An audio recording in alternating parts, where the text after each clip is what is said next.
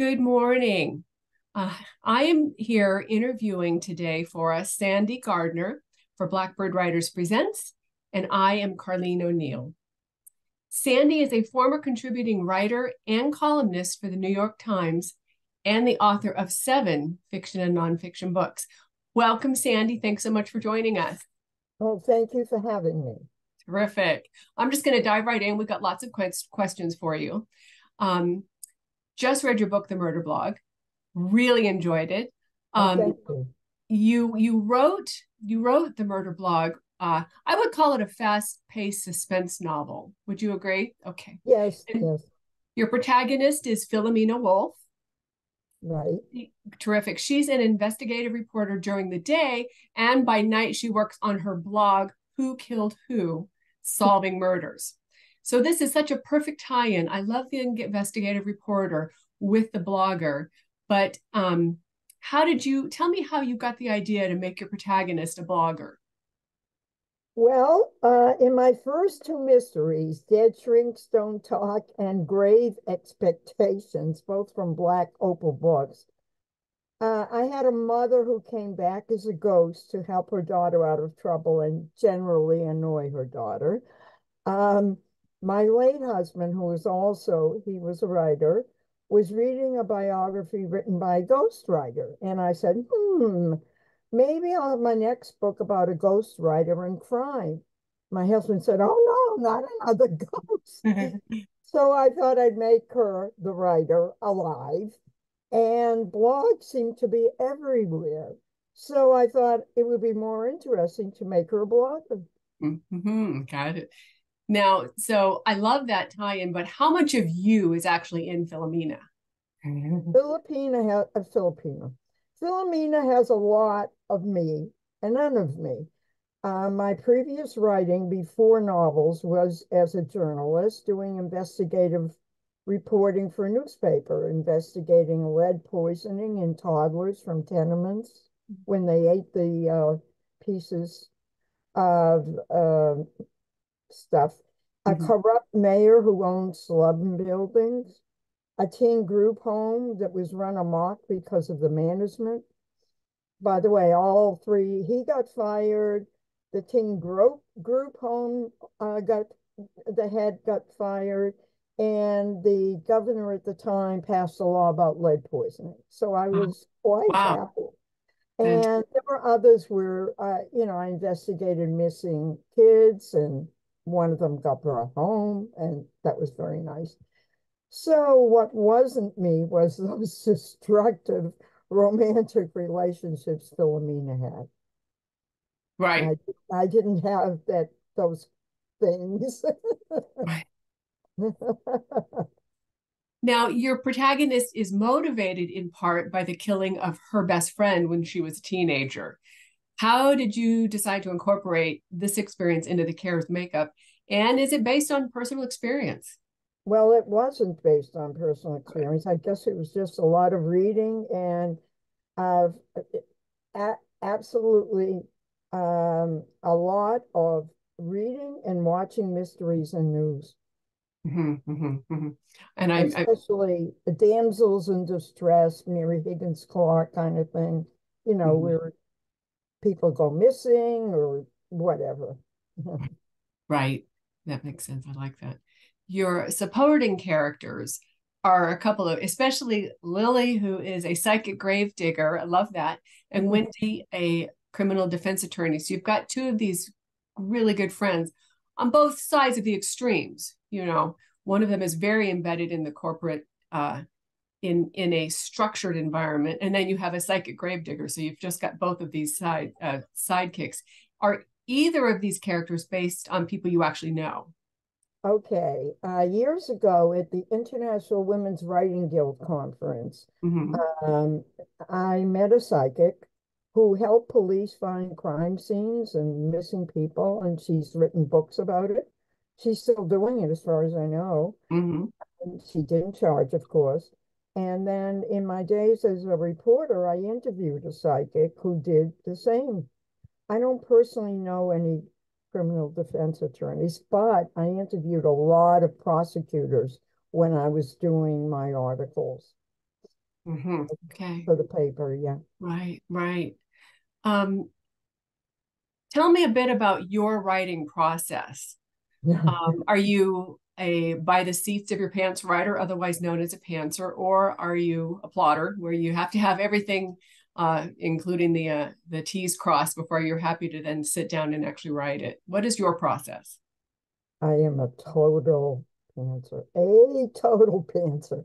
I I have no idea what's going to happen in the story until my characters tell me. uh-huh. I'll have a snippet of an idea, like the ghostwriter, crime, that kind of thing. And in the two previous mysteries, I had a bad case of bronchitis. I was lying on the couch, half dead. And all of a sudden, I got this sense of a mother hovering over me.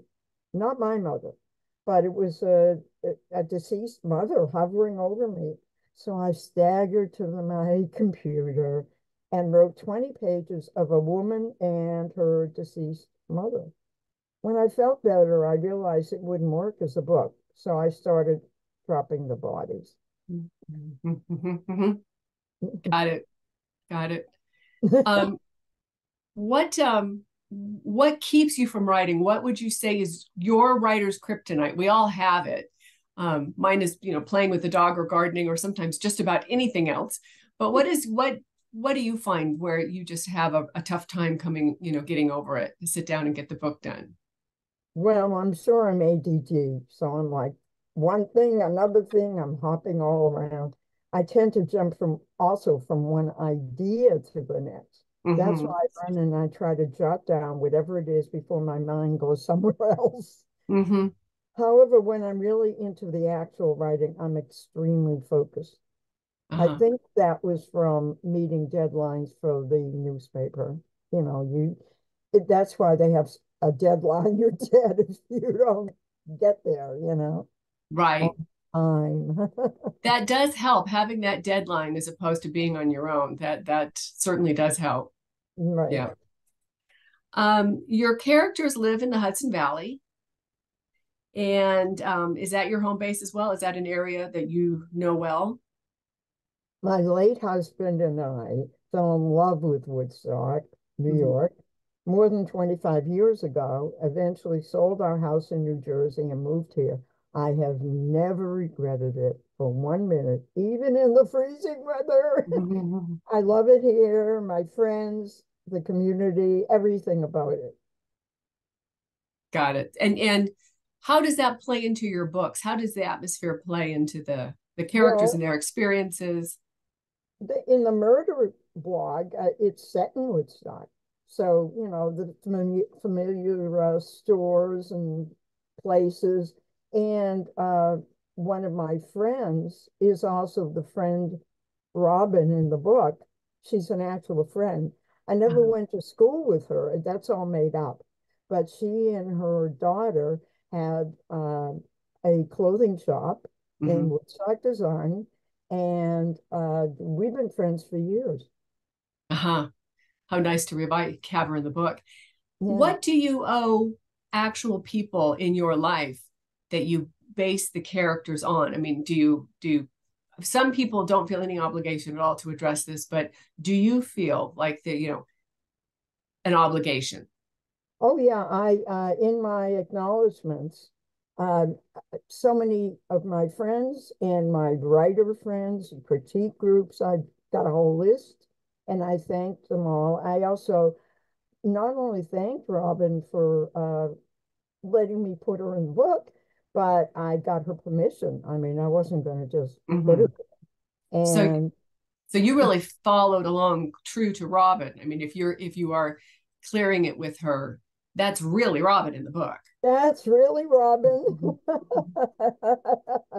Yeah, she's very blunt. She's very smart. She's very no BS. Mm-hmm. And she's a very good friend. Oh, nice. Speaking of friends, what other authors are you friends with? And how do they help you write a better book? Well, one of my best writer friends, who I've also known for years and years up here, she and I have been writing buddies for years. We formed critique groups. We did it with just ourselves. she basically writes wonderful poetry, but she did get started on a mystery book, and that was a lot of fun with the two of us. And I rely on her judgment quite a lot. Also, my older daughter, who I believe I mentioned the acknowledgments, she's a Jungian therapist, and she is so good at pinpointing things, what works, and she helped me with the first paragraph of the book.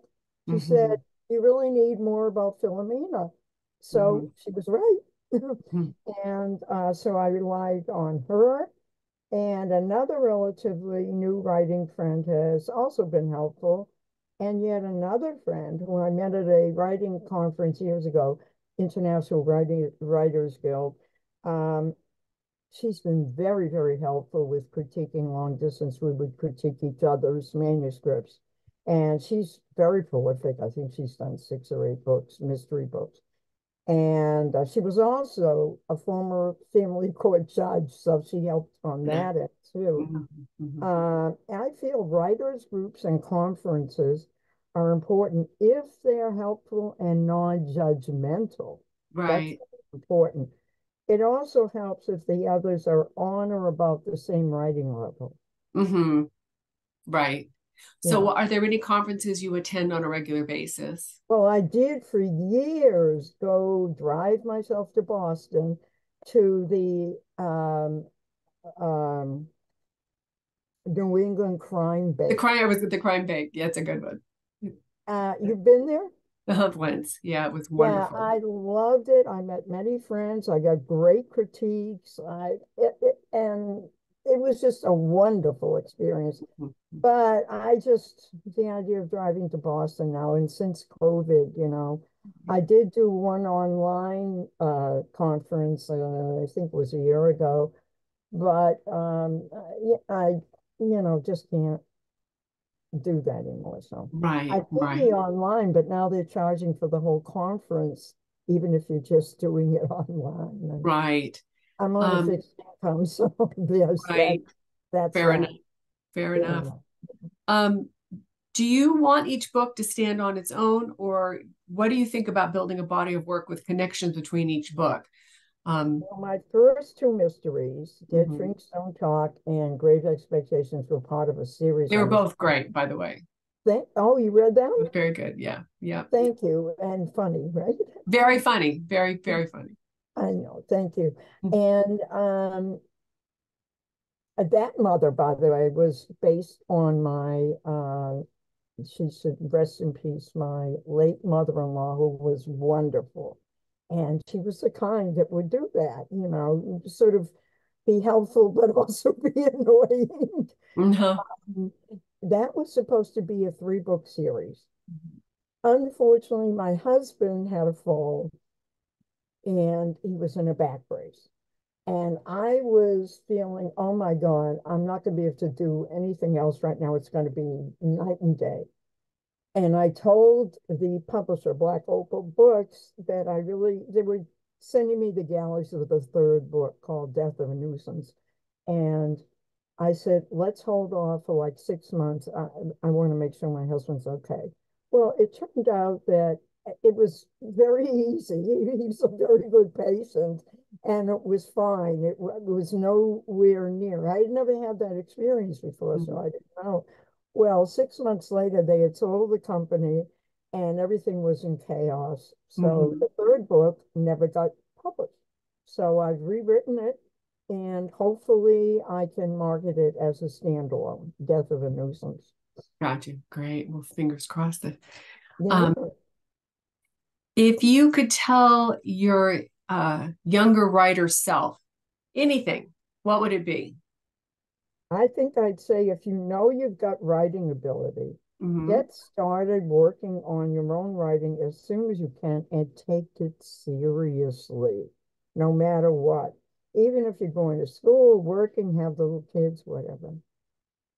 But now that segues into the next question was when did you know that you wanted to be a writer? Well, I started writing, I mean, I didn't know, but I started writing poetry in junior high because it just happened. And Uh-huh.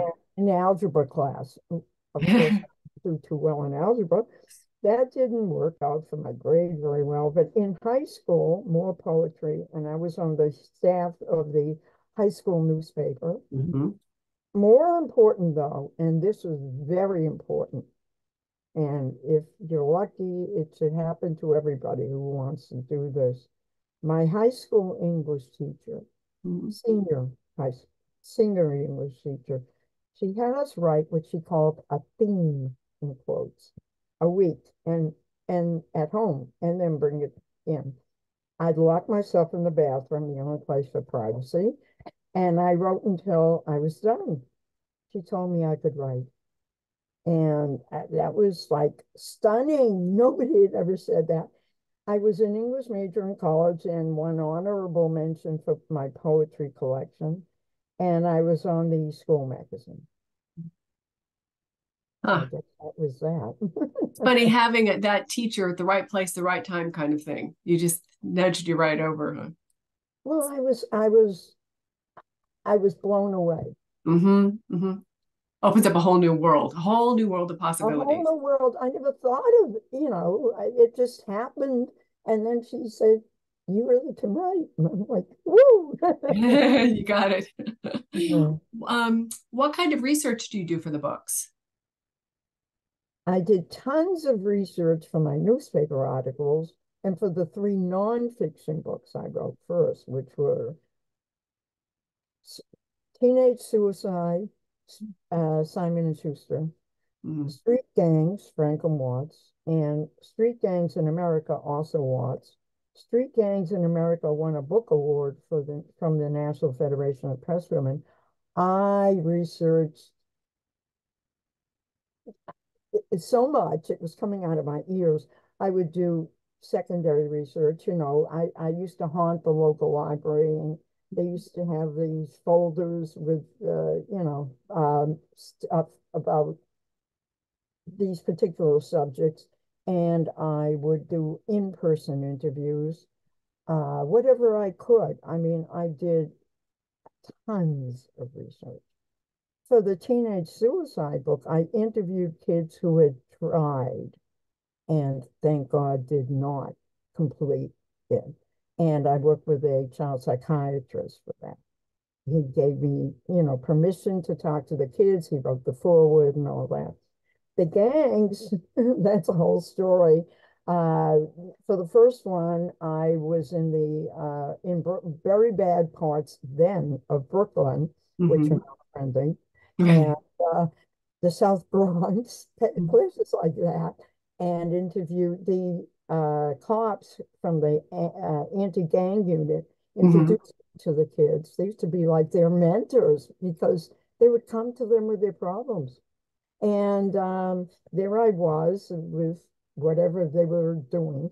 And later, when I wrote the second book, Street Gangs in America, at that time, Los Angeles County had 90,000 street gangs, youth gangs. Mm-hmm. Wow. Yeah. And that was something. Mm-hmm. Mm-hmm.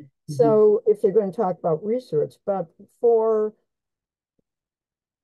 my first two mysteries, I guess I did on police procedure because Mm-hmm. Mm-hmm. I had her in jail and all that. My friend who had been a family court judge, Mm-hmm. and I also looked a lot of stuff up about the laws, the jails, this, and the same thing with the murder blog, the penalties and all that kind of stuff. Got it. Yeah. Huh. Do you have a set writing schedule? How many hours a day? I'm laughing because I don't have a set anything except when I have to work for pay. You know. Do I have a set schedule? No, it's except for when I'm revising, and Mm-hmm. eventually every pantser eventually has to do some kind of organizing or outline, Right. whatever you want to call it, in order to put all the pieces together. Mm. Um, I've always written sporadically, which is maybe another kryptonite, and except for the newspaper deadlines. I always met those, and book deadlines. Yeah. Right. So what's coming next for you? What do you What's think? coming next? The third book, it was supposed to be the third book in the three-book series, which we Mm-hmm. call the Mother and Me series, Mm-hmm. because the ghost mother and her. And but in this, when I've rewritten it, Death of a Nuisance, the mother's alive and complaining. And she runs away from her retirement village in Florida to come back to New York and annoy her daughter and help her out of trouble. Right. I'm That trying, sounds very fun. it's just as funny as the other two. And I even laugh myself at some of the things I've written in that. And I'm trying to market it now. Terrific. I love it. Um, how do people get in touch with you? I have a website to let me get it. I don't remember anything else. I write it down.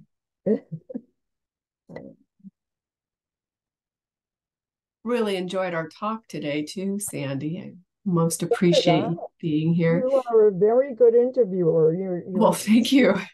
Yeah. You made it easy. Oh, thanks.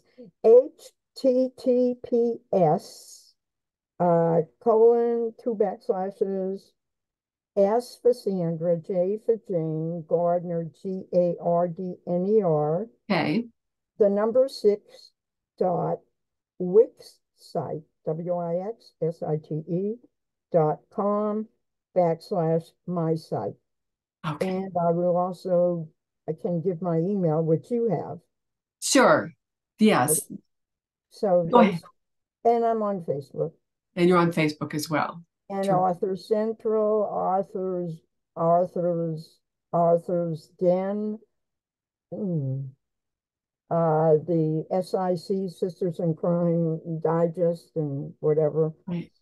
And Those sites. you belong to Sisters in Crime or Mystery Writers of America or both. And the New England chapter. Terrific. It's a great Even though I'm chapter. in New York. Right. That's a good chapter. Yeah, yeah, New England, they do a terrific job. You in a Well, chapter too? sorry. Are you in a chapter too? Or? I'm in Sisters in Crime LA. Yes. Yeah, I'm actually on the board out here. So great organization. Yeah. Thank you so much for joining us, Sandy, and looking forward to reading your books in the future. And this has been terrific. Really enjoyed it. Stay Thank dry, you. stay warm.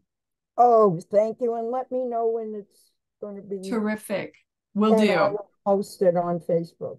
Sounds good. Thank you, Sandy. Thank you Bye. so much. Thanks. Bye-bye. Bye.